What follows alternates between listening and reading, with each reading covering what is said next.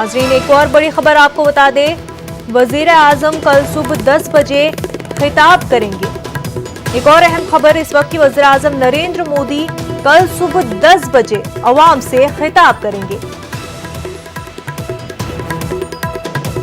जिस तरह कयासारायां लगाई जा रही हैं, या तो लॉकडाउन को एक्सटेंड किया जा सकता है या फिर कुछ नरमी बढ़ती जा सकती है, उसी को लेकर के कल सुबह 10 बजे वजीर आजम नरेंद्र मोदी अवाम से खिताब करेंगे।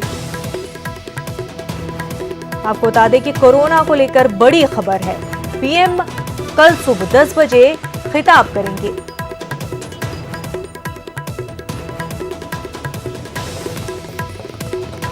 वज़ीर आज़म नरेंद्र मोदी कोरोना वबा के चलते कल सुबह 10 बजे अवाम से खिताब करेंगे।